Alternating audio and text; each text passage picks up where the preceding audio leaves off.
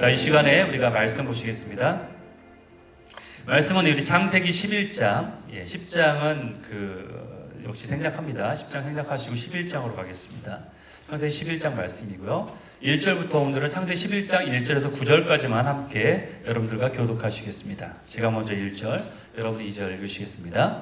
온 땅의 언어가 하나요, 말이 하나였더라.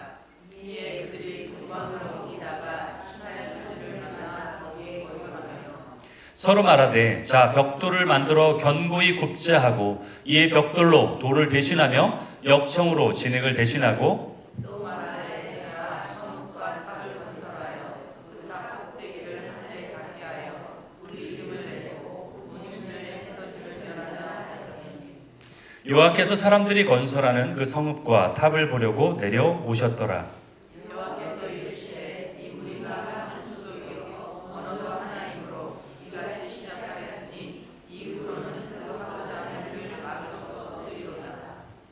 자 우리가 내려가서 거기서 그들의 언어를 혼잡하게 하여 그들이 서로 알아듣지 못하게 하자 하시고 여호와께서 거기서 그들을 오시면에 드셨으므로 그들이 그 도시를 건설하기를 주셨더라. 9절 같이 읽습니다. 그러므로 그 이름을 바벨이라 하니 이는 여호와께서 거기서 온 땅의 언어를 혼잡하게 하셨음이니라. 여호와께서 거기서 그들을 온 지면에 흩으셨더라. 아멘. 오늘 창세기 11장 말씀으로 함께 나눌 제목을 더 나은 것을 사모하는 하늘의 지혜. 더 나은 걸 사모하는 하늘의 지혜. The divine wisdom to desire a better thing. 이런 제목으로 함께 나누시겠습니다. 여러분, 우리 마음에 어떤 아픔의 상처가 누구든지 다 있죠, 그렇죠? 우리 마음에 아픈 상처들의 흔적이 있습니다. 그래서 어떤 분들은 어렸을 때에 물놀이를 하다가 이렇게 죽을 뻔했던 경험이 있을 수 있잖아요, 그렇죠? 그래서 그런 분들은 물만 봐도 엄청난 어떤 두려움을 느낄 수 있죠. 그렇지 않은 분 중에서도 물이 두려워가지고 세수하는 것도 힘들어하는 분도 계세요. 사실은 물 담그는 것도 제가 아는 분 중에 있습니다. 저희 집에 현재는 없고 어쨌든 학생 때 또한 아주 무서운 선생님의 어떤 체벌을 받은 사람은요, 선생님에 대한 어떤 안 좋은 어떤 이미지, 시각을 가지고 있을 수도 있죠, 그렇죠? 그래서 선생님만 보면 그런 분들 권위자를 볼 때에는 그런 아픔들이 떠오를 수도 있을 거예요. 또는 아버지로부터 어떤 가정 폭력을 당했던 어머니를 보면서 자란 자녀는 어떤 가정의 결혼에 대한 어떤 부정적 이미지를 가지고 있기 때문에 나는 결혼하지 않을 거야. 나는 굳이 이런 가정을 가질 필요가 있을까? 이런 어떤 안 좋은 어떤 상처가 아니면 그런 쓴뿌리가 내 안에 있을 수 있다라는 거죠. 그래서 그러한 상처라든지 그런 것들이 우리 마음속에 각인이 될 수 있다라는 거예요. 여러분, 특별히 또 나이 드신 분들, 여기에 혹시 6.25 세대가 계시죠, 그렇죠? 6.25를 경험하신 분들 계시잖아요. 그런 분들은 6.25를 경험한 세대들은 그 이후에 어려움을 경험한 세대들보다 투철한 어떤 반공 의식이 가지고 계시는 거예요, 그렇죠? 그 시대를 경험했기 때문에 누구보다도 투철한 반공 의식을, 공산주의는 안 된다라는 그런 의식이 투철해요. 왜냐하면은 공산당으로부터 그런 어떤 엄청난 아픔을 겪었기 때문에, 뼈에 사무치듯이 그러한 아픔을 겪었기 때문에 당연히 그렇게 생각을 해요. 근데 반대로 또 어떤 기득권이나 현 세대의 불공평한 그러한 어떤 결과에 대한 아픔과 그런 실망을 경험한 우리 젊은 세대들은요, 어떤 현재의 어떤 그 권위에 대한 아픔과 실망으로 그것을 표현하기도 해요. 그래서 서로가 다른 쪽의 어떤 모습을 보이는 양극화된 어떤 현상들이, 특별히 또 한국에는 그런 모습들이 많이 나타나기도 합니다. 여러분들 연세에 있으신 분들은 나라의 어떤 어려움이나 어떤 위기에도 관심을 가지고 있다면은, 그러나 반면에 젊은 세대들은 그거보다는 오히려 현재의 어떤 부정의를 바로잡는 것에도 관심을 가지는 어떤 그러한 모습이 있다라는 거죠. 그리고 자신이 불이익을 당하는 것에 더 민감하게 반응하는 그러한 모습을 보이고 있어요. 그래서 그런 어떤 세대 간의 격차를 극복하는 것은 사실 쉽지 않습니다. 그래서 우리가 참 기억하고 잊지 말아야 할 교훈들이 분명히 있다라는 걸, 역사의식을 통해서 분명히 있다라는 것을 우리가 알게 된다라는 거예요. 우리가 어디를 향해 어떻게 살아가야 되는지에 대한 목표의식이 그래서 우리에게 필요한 거예요. 우리 역사 의식을 가지고 있지 않으면 그러한 것을 교훈 삼아서 현재를 살아가지 못한다는 거죠. 그런데 역사도 그렇고 우리가 살아가는 삶도 그런데 신앙도 그렇다는 거예요. 그런데 인간은 망각의 존재라고 생각해요. 우리는 금방 잃어버리죠. 그래서 역사의 교훈을 금방금방 망각합니다. 우리에게 어떤 엄청난 사건이 일어나거나 사고가 발생해도 그것들이 사람들의 뇌리 속에 있어봤자 기껏 6개월 또는 1년 그 정도 지나면은 금방 까먹어요. 금방 잊어버려요. 그래서 어쩌면은 정치인들이 이런 것들을 이용해서 국민들을 기만하고 있다고 생각해요. 이런 것들을 이용하는 거예요, 사실은. 국민들은 항상 어떤 걸 바라봐요? 현재 현 상태에 드러나서 보여지는 어떤 현상이나 어떤 사건의 겉모습만 보고 흥분하고 판단하기가 쉽죠, 그렇죠? 과거의 것은 잃어버려요. 그래서 그 내부에 있는 어떤 실제적인 원인이나 실상에 대해서는 미디어가 보여주는, 즉 우리가 겉으로 볼 수 있는 그것만 보게 되고 그 본 것만 보고서 믿게 되는 거예요. 그리고 그거와 함께 분노하고 함께 휩쓸리고 휘둘리는 거예요. 그게 우리 인간의 연약한 모습이에요. 왜냐? 우리에게 역사성이 없기 때문에 그래요. 우리에게 진정한 역사성이 있다면 우리는 과거를 통해서 현재의 교훈을 통해 미래를 나아갈 수 있어요. 그러나 우리에게 역사성이 없는 것이 참 슬픈 현실이라는 거예요. 과거의 어떤 전철을 또 되밟고 있는 우리의 연약한 모습을 보게 된다는 거예요. 오늘 본문도 바로 이러한 우리 인간의 모습을 보여주고 있다는 거죠. 오늘 주제는 바벨탑에 대한 이야기인데 사람들이 바벨탑을 쌓았던 이유가 무엇이라고 나와 있나요? 창세기 11장 오늘 보면 3절, 4절에 보니까 이렇게 나와 있죠. 자, 벽돌을 만들어 견고하게 하자. 그전에는 벽돌로 그 이전에 돌을 대신해서 예전에는 돌로 졌는데 이제는 더 견고하게 하기 위해서 이제는 벽돌로 만들자. 그래서 물이 심판이 와도 휩쓸리지 않을 그러한 견고한 성을 만들자. 그러한 건물을 만들자. 그리고 역청으로 진흙을 대신하자. 진흙은 물에 씻겨나가니까 역청을 통해서 물에 씻겨나가지도 않을 단단한 건물을 만들자. 이렇게 얘기하는 거예요. 그러면서 뭐라고 말하느냐. 자, 성읍과 탑을 건설하여 탑 꼭대기를 하늘에 닿을 정도로 만들자. 그리고 우리 이름을 내자. 우리 이름을 드러내자. 그리고 온 지면에 흩어지지 않게 하자. 이렇게 말하고 있어요. 지금 방금 제가 이야기했듯이 벽돌로 바벨탑을 지었다는 것인데 그 벽돌은 예전에 만들었던 돌을 대신했다는 거예요. 즉 돌보다 그들이 만든 어떤 더 단단하게 만드는 벽돌을 통해서 더 단단한 건물을 만들자는 거예요. 그래서 어떠한 홍수가 와도 무너지지 않을 것을 만들자는 거예요. 그리고 두 번째, 꼭대기가 하늘에 닿게 하자. 이건 뭐예요? 자기 이름을 온 세상에 내세우겠다는 거예요. 그리고 하나님을 의지하지 않아도 될 만큼의 충분한 능력이 있다는 것을 우리가 스스로가 드러내겠다는 거예요. 교만의 마음이에요.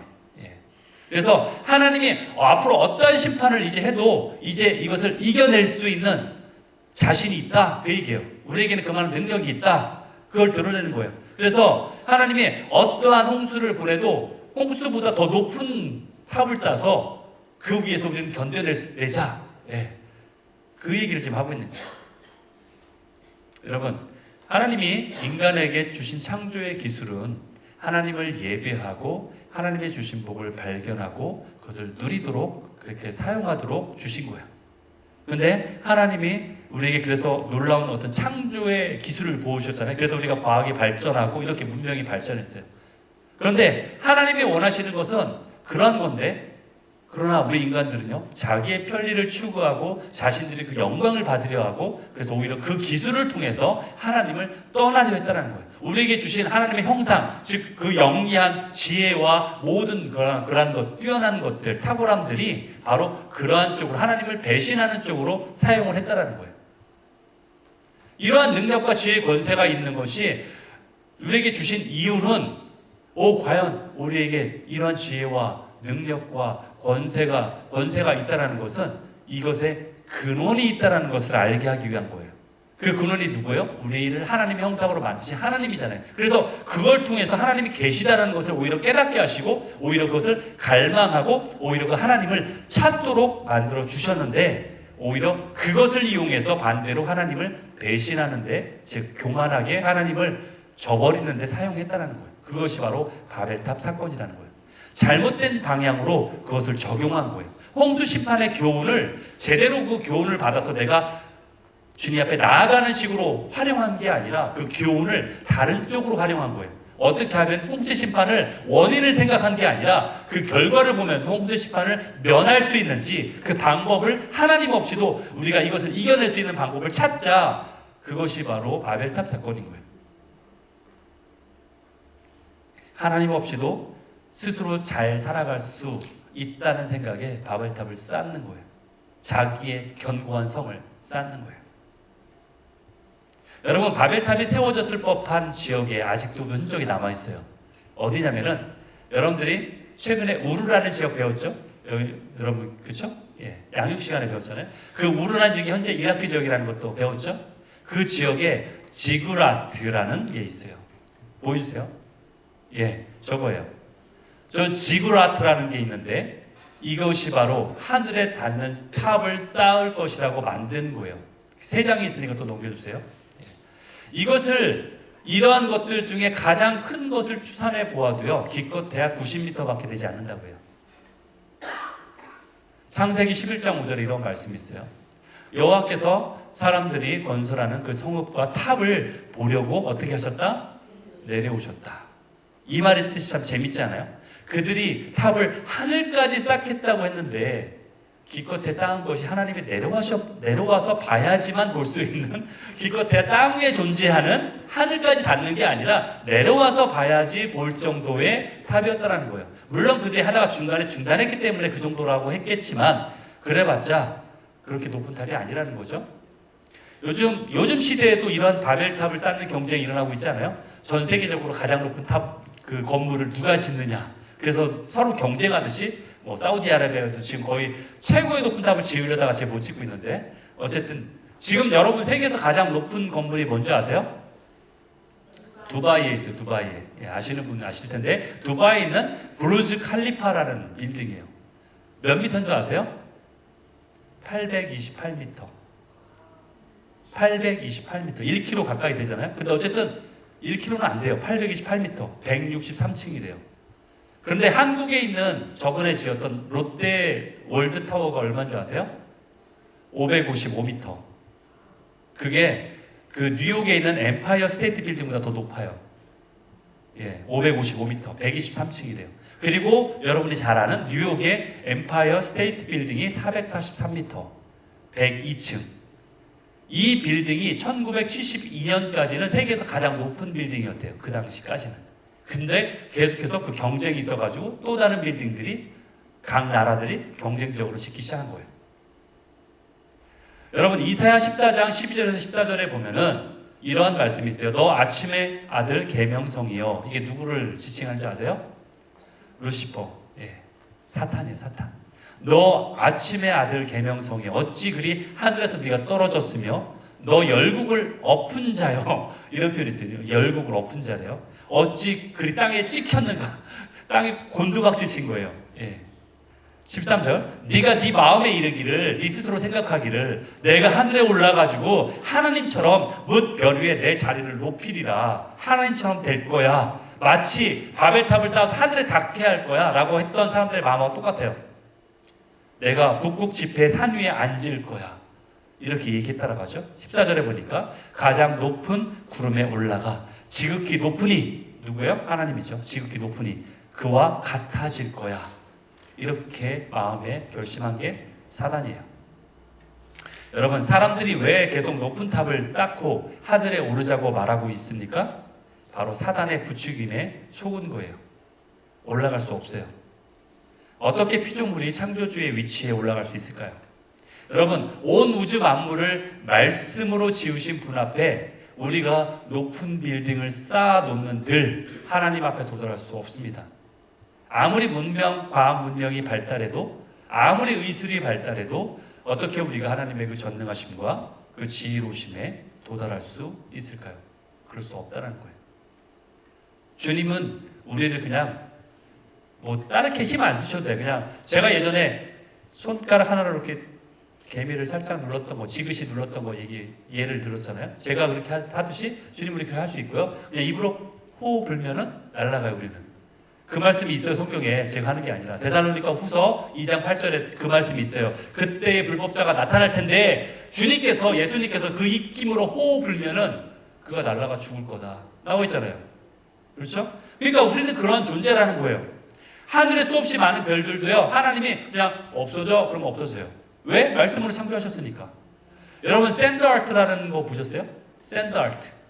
유튜브에 찾으시면 샌드로 모래로 이렇게 싹 하고 만들고 그림 그리고 싹 지우고 뭐 이런 거 보셨죠? 그거 굉장히 보면은 굉장히 환상적이에요. 뭐 손으로 사람의 모양도 만들고 막뭐 사람 자연도 만들고 너무 신기하고 흥미로워요. 근데 사람이 쓱 한번 손으로 밀어버리면 만들어놓은 모든 것이 흔적도 없이 사라져요. 마치 이것이 하나님이 우리에게 그와 같은 존재로 계신 분이라고 느껴지는 그런 모습이에요. 우리는 우리 자신조차도 창조주 하나님 앞에서 아무것도 증명할 수 없는 그러한 연약한 존재예요. 그런데도 불구하고 사단은 우리를 계속 속여요. 그래서 하나님 자리에 오르라고 말해요. 계속 하나님은 안 계셔. 심지어 하나님을 부인하라고 말하죠. 그리고 높은 탑을 쌓으라고 계속 부추겨요. 물리적으로도 그렇게 하지만 우리 안에서도 계속 그래요. 우리에게 계속 높은 탑을 쌓으라고 말해요. 하나님보다 높아지라고 이야기하는 거예요. 여러분 오늘날 인류는요 한도 끝도 없이 우리의 콧대가 높아지고 있어요. 사람들이 그럴 거예요. 하나님이 우리보다 더 뛰어나다는 증거를 대보라고 사람들이 그렇게 얘기해요. 하나님이 계신 걸 증명하라. 그게 그 얘기 있잖아요. 하나님이 우리가 할 수 있는 걸 다 할 수 있다라고 하면 그러니까 우리가 할 수 있는 것 인간을 복제하고 뭐 그런 거 있잖아요. 생명 복제하고 이런 거 하나님 할 수 있다고 한번 증거 대봐. 하나님이 살아계심을 증거하는 얘기가 그거 아니에요? 하나님이 신인 거를 증거하는 얘기가 하나님은 우리가 할 수 있는 것조차도 못해. 즉 하나님이 안 계시니까 그렇다라고 세상 사람들이 얘기하는 거잖아요. 그러니까 하나님이 그런 능력이 있다라는 것을 증거를 대보라고 우리에게 말하는 거예요.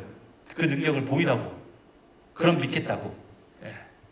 그러면서 자신들은 불가능한 것을 봐라. 이렇게 우리는 우주를 가고 달에 가고 뭐 인간을 복제하고 이렇게 할 수 있지 않냐. 우리의 위대성을 봐라. 콧대가 최고로 높아지고 있는 거예요 지금. AI를 만들고 여러분 가장 불가능해 보이는 것이 창조인데 이제는 생명을 복제하는 수준까지 우리가 와 있죠. 그러면서 교만의 목을 굽히지 않아요. 그러면서 신은 없어라고 스스로가 얘기해요. 스스로 사람들이. 그때 주님은 우리에게 이렇게 말씀하실 것 같아. 네가 창조할 수 있어? 그래. 그러면은 내 거 가지고 하지 말고 네 것만 가지고 해. 무슨 뜻인지 모르시죠? 이 말이. 내가 이미 창조한 그런 소스 이런 거 가지고서 창조하지 말고 네가 만든 거 순수히 네 것만 가지고 해보라고. 그렇죠? 우리가 하는 것들은요 다 하나님이 창조하신 것을 가지고서 만드는 것뿐이에요. 거기에 뭘 덧입히고 더하는 거고 애드하는 거예요. 단지 우리가 말하는 창조라는 것은 그냥 카피하는 수준이고 모방하는 거예요. 하나님이 하신 것을 그냥 이렇게 에디파이 하는 거 그거에 불과한 거예요 사실은. 여러분 우리에게는 아직도 많은 질병이 있잖아요. 우리가 극복할 수 없는 많은 질병이 아직도 많아요. 그럼에도 불구하고 어쩌면은 암이라는 것이 앞으로 완전히 정복될 수도 있어요. 에이즈도 완전히 정복될 수 있죠. 그런데 생각해 보세요. 그렇게 우리가 위대하면서 왜 감기는 아직 정복하지 못해요? 왜 여전히 감기 때문에 힘들어요? 왜 피부병은 완전히 잡아내지 못해요? 왜 맨날 고생해요? 왜 엘러지는 그렇게 맨날 못 잡아내고 치유약이 아니죠. 엘러지 치유약이 아니에요. 그거는 엘러지를 그냥 완화시키는 약이죠. 그렇죠? 엘러지 약은. 왜 대머리는 치유하지 못해요? 그렇죠? 여러분 거기에다 또 새로 생기는 질병은 또 얼마나 많은지 모릅니다. 우리가 코로나 때 대가를 지불하면서 아주 절실히 얻은 교훈이 있잖아요. 우리의 무능력함, 우리가 어찌하지 못하는 것들 다 느꼈잖아요. 우리는 여전히 불완전한 세상 가운데 살아가고 있어요. 우리도 어찌하지 못하는 그러한 불가항력적인 상황들이 아직도 많이 존재합니다. 아직도 인간이 풀지 못하는 그러한 일들이 얼마나 많은지 몰라요. 그러면서 우리는 여전히 두려움 속에 살아가고 있는 거예요. 어떤 때는 자신만만해하죠. 인간 스스로. 그런데 조금만 몸이 아파도 우리는 뭐라고 해요? 아이고 주님 살려주세요. 이건 뭐예요? 우리 자신은 스스로가 피조물인 것을 우리 몸이 본능적으로 알고 있는 거예요. 죽을 때가 되면 하나님을 찾아요. 그 초자연적인 존재를 찾는 거예요. 우리가 피조물이라는 사실을 우리 스스로가 이미 알고 있어요. 그런데 우리 이성이 겉으로 아니라고 부인할 뿐이에요, 그냥. 여러분, 우리가 지금 살고 있는 이 미국은요, 세계 최고의 문명을 가진 최고의 강대국이죠, 그렇죠? 어느 누구도 이걸 부인하지 못하죠. 이 세계에서 가장 최고의 나라예요. 우리가 거기 살고 있는 거예요. 그래서 세계의 모든 것을 컨트롤해요. 그게 정치든 군사적인 거든 어떤 거든 컨트롤하고 있어요. 하지만 이런 나라들, 이런 우리 미국이라는 나라조차도 자연재해 앞에는 꼼짝없이 그냥 당해요. 매년마다. 예방은 고사하고 그냥 무사히 지나가기만을 기도할 뿐이에요, 우리는. 그렇죠? 이런 문명국이 사는데도. 캘리포니아에서는요, 지진 때문에 힘들어요. 어떤 데 산불이, 드라이한 곳이라 산불이 많이 나서 그러한 무서운 가운데 살아가고 있어요. 그리고 심지어는 빅 원이 올 거다. 그래가지고 캘리포니아 환태평양 지대인가요? 하여튼 빅 원이 큰 지진이 올 거다. 그래가지고 그것을 아직도 언제 올지 몰라가지고 두려워하고 있어요, 사실은. 중부 지역은 또 어떤가요? 우리가 사는 이 중부 지역. 토네이도가 있잖아요. 봄마다 토네이도가 있고 캔사시티 같은 경우는 번개도 많이 오고 그런 것을 이기지 못해요, 우리가. 그냥 경고만 울리고 경고만 울리면 그냥 숨어 있을 뿐이지 그것을 예방할 수가 없어요. 그렇다고 미 남동부는 어때요? 거기는 허리케인이 또 있잖아요. 허리케인의 무서움 때문에 또 매년마다 고생해요. 북부는 또 어떤가? 미 북부는 겨울에 폭설이라는 재난을 또 견뎌야 되는 거예요. 인간이 이렇게 거대한 자연이라는 존재 앞에서 두려움과 불안에 떠는 존재예요. 우리는 그렇게 자연재 앞에 속수무책인 것이 바로 우리 인간이에요. 인간이 자신만만해질 만한 것이 결코 아무데도 없는 거예요, 사실은. 이런 우리의 모습을 보면서. 여러분, 자연재해만일까요? 자연재해만이 아니에요. 여러분 자신을 바라보세요. 나도 나를 어찌할 수 없는 존재라는 걸 스스로 알고 있어요. 내가 나의 주인이니까 내가 어떻게 할 수 있을 것 같죠? 여러분은 감정이 올라올 때 여러분 스스로 어찌할지 모르죠. 내가 스스로 컨트롤이 안 돼요. 어떤 때는 자제가 안 돼요. 내가 내 자신인데 나를 컨트롤 못한다니까요. 내가 자제를 못한다니까요. 내가 내 스스로도 어떻게 할 수 없을 때가 너무나 많아요. 우리 안에 있는 그 무한한 욕망과 타락과 나약함 앞에서 나는 스스로가 속수무책일 때가 너무 많은 나 자신을 발견하는 거예요. 이게 우리 인간의 모습이에요. 인간이 더 많이 배우고 더 발전된 과학이 존재하고 고등교육이 더 많아지고 그리고 이제는 지적 지수인 IQ뿐 아니라 뭐 감정 지수인 EQ를 뭐 발전시켜야 된다 해서 자녀를 그렇게 기르고 그렇게 별 가진 노력을 다 한다 할지라도 우리가 단지 건강한 인격을 가지고 살아가는 것만도 쉽지 않다라는 거예요. 그런 세상을 살아가고 있어요. 그런 나약한 것이 우리 인간이에요. 오히려 세상은 더 악해져 가죠. 과학 문명이 발전하면은 더 잘 살 것처럼 더 행복하고 우리는 모든 게 해결될 것처럼 얘기했지만 오히려 인류는 더 힘들어져 가고 있어요. 그렇게 아는 척하고 잘난 척하고 교양 있는 척하고 능력 있는 척하지만 갈수록 사회는 무섭고 공포스러워 가고 있잖아요. 그렇죠? 이게 우리의 연약한 모습이라는 거예요. 여러분, 사람들이 바벨탑을 쌓았던 또 다른 이유가 뭐라고 나와 있냐면은 온 세상에 흩어짐을 면하자라고 나와 있어요. 그렇죠? 예.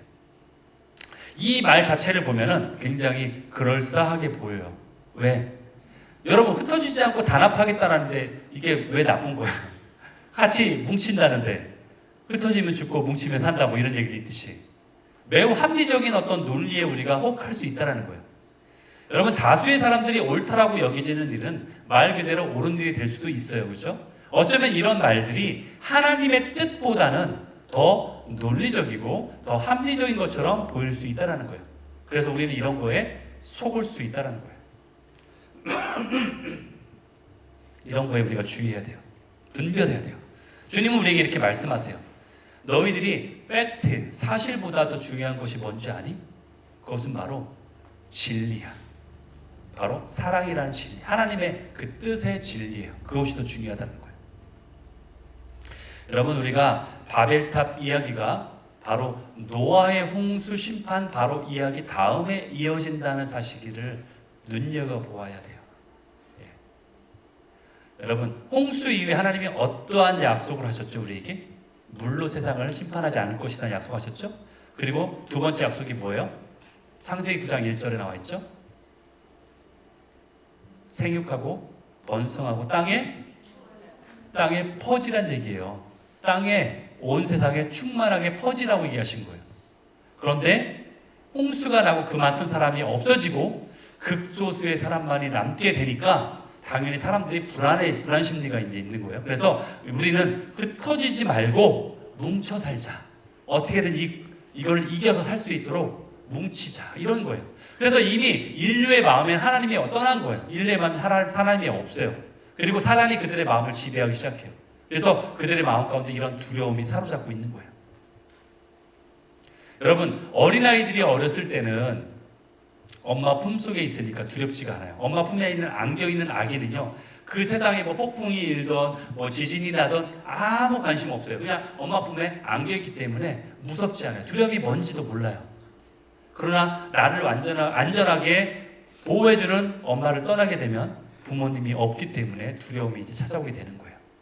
집에서 낮잠을 자던 아이가 문득 깨어났는데 사방을 둘러봐도 부모님이 보이지 않는 거예요. 엄마가 보이지 않는 거예요. 그러면 아이는 두려움이 생기죠. 이제 울면서 엄마를 찾게 돼요. 엄마 어딨냐고. 여러분들 다 그렇게 울어본 적 있으시죠? 예, 아닌 것처럼 이렇게 하지 마. 표정 짓지 마세요. 다 있어요. 예, 엄마가 없어서 울은 적이 있어요, 분명히. 여러분, 두렵기 때문에 그렇죠, 그렇죠?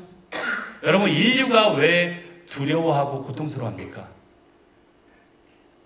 아버지의 품을 떠났기 때문에 그래요. 아버지의 품을 떠났기 때문에. 아버지가 없기 때문에.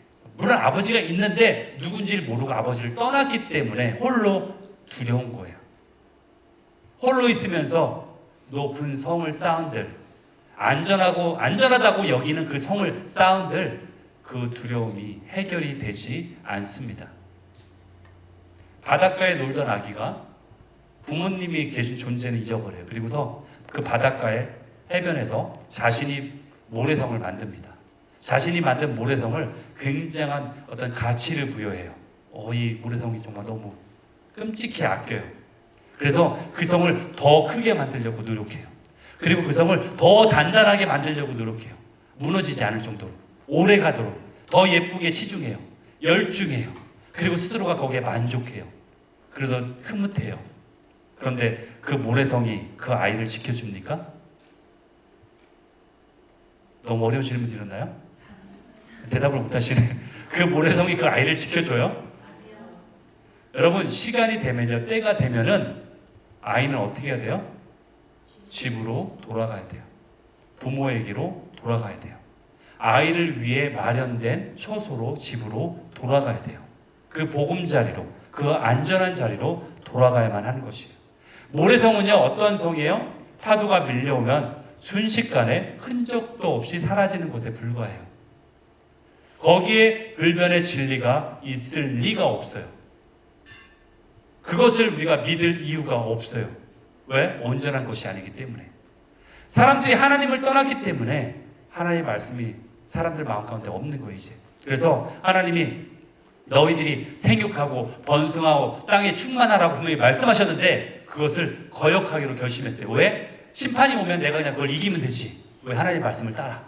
이거예요. 더 튼튼한 성을 쌓으면 되지. 물이 있으면 물 수면보다 수위보다 더 높은 성을 쌓으면 되지. 이렇게 생각하는 거예요.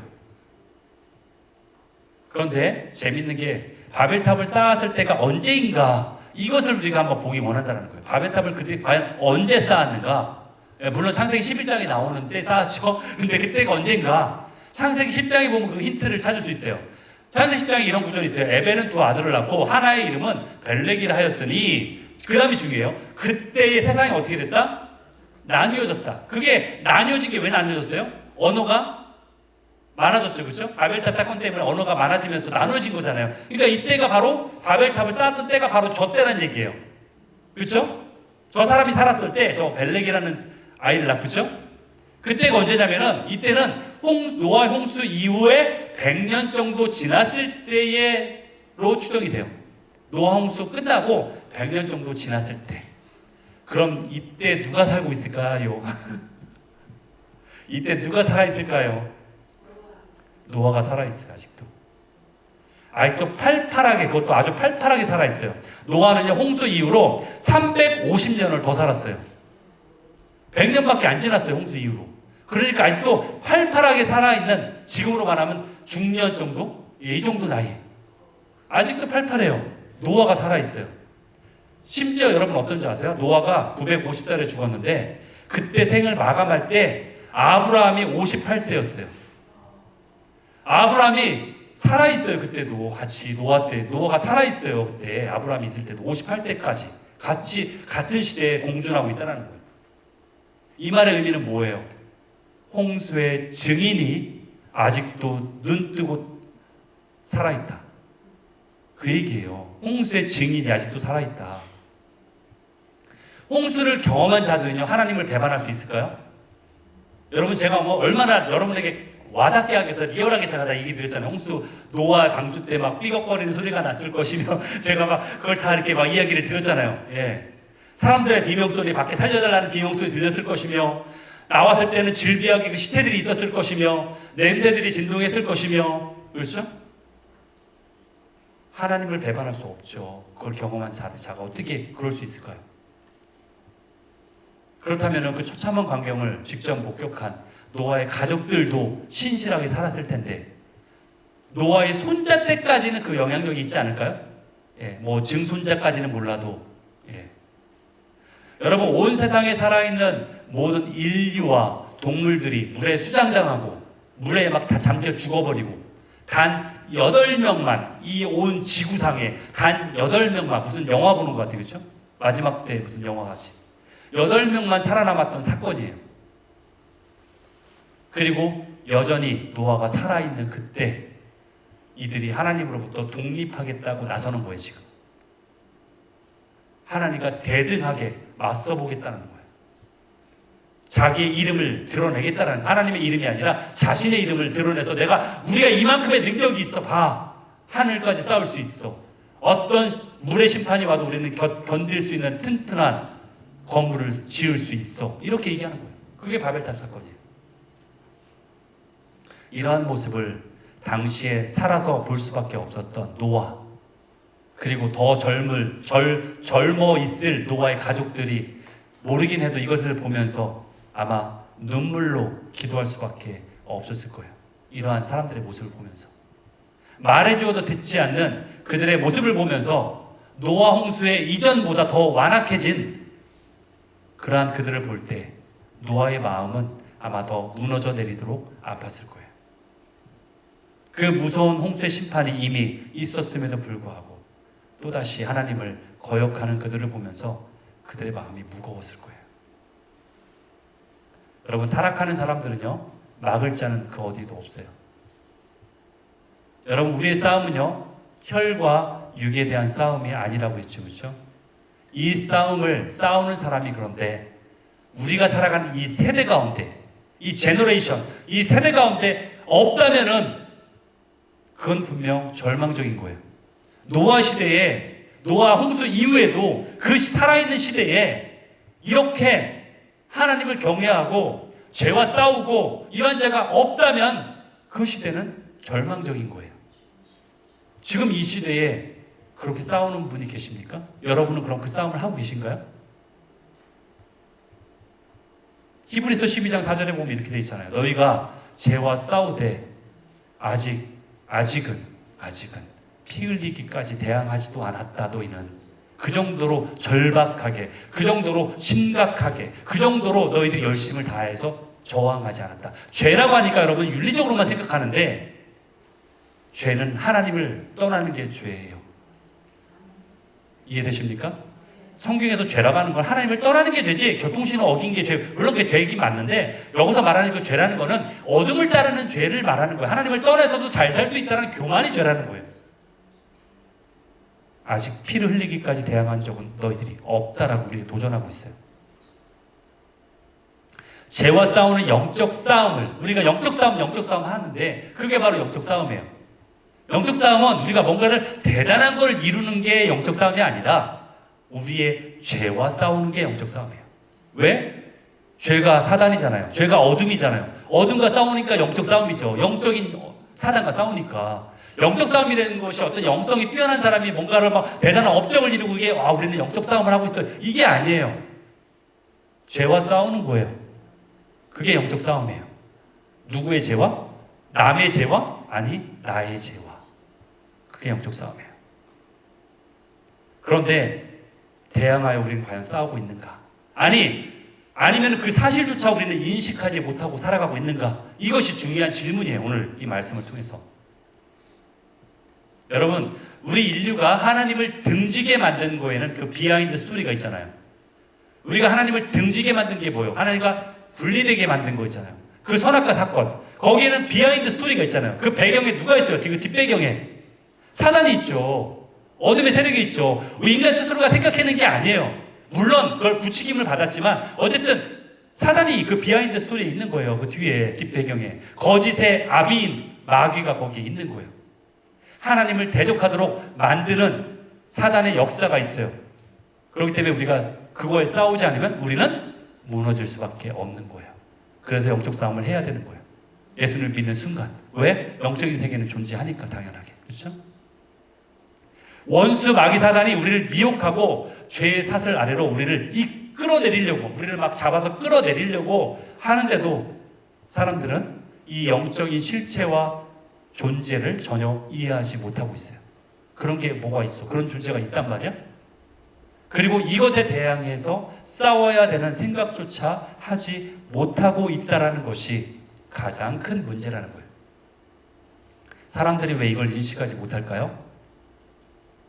왜냐하면 그들이 이미 묶여있기 때문에 그래요. 그들의 영적 감각이 마비가 되어 있기 때문에 그래요.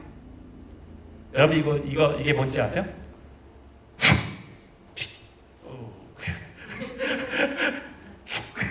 마귀가 여러분에게 딱 맞는 순간 마비돼서 픽 쓰러지는 거예요. 인디언이나 아마존 원주민이 사용하는 거죠. 독침. 전쟁에서 이미 포로로 묶여와 있는 사람하고 싸우나요? 군인이 싸울 대상은 이미 내가 포로로 잡아와가지고 묶여있는 포로하고 싸우지 않아요. 이미 잡혀있는 사람인데 뭘 싸워요? 그냥 내비두면 되는데. 밖에 있는 대상하고 싸우는 거죠. 그렇죠? 그래서 이미 묶여있으면 내가 그걸 인식하지 못하는 거예요. 영적 싸움이 있는지조차도. 영적인 실제를 경험한 자라면은 우리가 싸워야 한다는 말을 들을 때에 그래 우리는 맞서 싸워야 돼 라고 같이 동의하고 그렇게 말할 수 있지만 그러나 감각 자체가 없는 사람들은 이렇게 우리가 영적 싸움을 싸워야 됩니다 라고 말하면은 누구랑 뭘 싸운다고? 뭔 말이야 이렇게 얘기해요. 아니면 그래 어쩌면 싸우는 건 맞는 것 같긴 해. 근데 어떻게 싸워요? 잘 모르겠는데 이렇게 얘기하는 거죠. 여러분 이렇게 말하는 이유는 이것을 가르쳐준 사람이 없었고 또 싸우는 사람도 별로 없었다는 얘기예요. 그것을 보지 못했기 때문에 그렇게 그냥 살아가는 거예요. 여러분 안 싸운다는 것은 이미 포로로 잡혀있다는 이야기이고 이것을 인지하지 못한다는 이야기예요. 즉 영적으로 이미 무감각해져 있어요. 즉 영적 감각이 무뎌져 있는 거예요. 덤에 있는 거예요. 마비되어 있다는 증거예요. 그것이 바로. 그리고 이런 생각을 가진 사람들 중에서도 실제로 영적 싸움을 제대로 싸우는 사람은 우리들이 생각하는 것보다 별로 없다라는 것이 문제예요. 그래서 사단이 마음껏 유린하는 거예요. 우리 마음을 조종하고 부추기고 유린하는 거예요. 여러분 예수님이 바리새인과 서기관에게 뭐라고 불렀어요? 예? 외식하는 자들. 그리고 또 독사의 자식. 또 소경이라고 불렀어요. 소경. 너희들이 앞을 못 본다. 눈이 시퍼렇게 다 뜨고 있고 살아있는데 다 볼 줄 아는데 소경이라고 불렀어요. 이에 그들은 그거에 동의하지 않았어요. 이런 것처럼 영적 소경은요, 자신이 소경인 것을 알지 못해요. 술 취한 사람이 너 술 취했어? 그러면 술 취했다고 안 하잖아요? 비슷해요. 제가 이 비유를 드는 게 맞는지 모르겠는데 영적 소경은요, 자기가 소경이라고 얘기하면 소경인지를 몰라요. 자기가 소경인 걸 모르니까. 그 존재 자체를 모르기 때문에 그래요. 여러분, 우리가 그럼 어떻게 살아야 됩니까? 다른 길이 없습니다. 내 방법에서 떠나야 돼요. 내 생각에서 떠나야 돼요. 예수 그리스도의 이름의 권세와 능력을 가지고 어둠과 싸워서 승리를 가져와야 돼요. 주님이 이 세대를 향해서 우리가 무엇을 하기를 원하실까요? 어둠이 계속해서 우리를 잡아 끌려고, 내리려고, 삼키려고 할 때에 우리가 해야 될 것은 날마다 우리에게 비추시는 그런 하나님의 빛으로 그것을 통해서, 그것을 가지고 계속해서 어둠을 뚫고 나아가야 돼요. 그것이 우리가 해야 될 일이에요. 그것이 영적 싸움이에요. 우리의 마음과 생각이 주님의 빛으로 충만해질 때 그것이 우리가 영적 싸움, 어둠을 이기는 방법이 될 거예요. 그래서 더 높은 차원의 하나님을 경험하게 되고 더 깊은 차원의 하나님을 만나게 될 거예요. 히브리서 11장 8절에서 16절 보면 이런 말씀이 있어요. 믿음으로 아브라함은 부르심을 받았을 때 순종하여 장래 유업으로 받을 땅에 나아갈새 갈 바를 알지 못하고 나아갔다. 근데 10절에 보니까 이는 그가 하나님이 계획하시고 지으실 터가 있는 그 성을 바랐기 때문이다. 하나님이 계획하시고 지으실 터가 있는 성. 16절에 보니까 그들이 이제는 더 나은 본향이라고 했어요. 본향. 우리의 원래의 고향. 더 better place예요. 그렇죠? 더 나은 고향. 그 본향을 사모하는데 그것은 어디에 있다? 하늘에 있는 곳이다. 예. 그리고 하나님이 그들을 위해 한 성을 이미 예비했다. 여러분, 이 땅에 허물어질 모래성에다가 우리의 미련을 두는 것은 미련한 짓이에요. 말이 되죠? 우리의 미련을 거기다 두는 것은 미련한 짓이에요. 두 말이 서로 다른 말인데 연결돼요. 이 땅의 모래성에 우리의 미련을 두면 안 돼요. 하지만 영원히 없어지지 않을 절대적인 영원한 성, 그 성을 바라는 것은 바로 하늘이 주시는 하늘의 지혜예요. 바닷가의 모래 쌓기에 아무리 재미가 있을지라도, 이 땅에 모래성을 쌓는데 아무리 재미가 있을지라도 그 모래성이 우리를 지켜줄 수는 없습니다. 우리에게는 돌아갈 집이 있어요. 바로 영원한 본향인 하늘의 성이에요. 예수님이 예비하신 처소인 영원한 성이에요.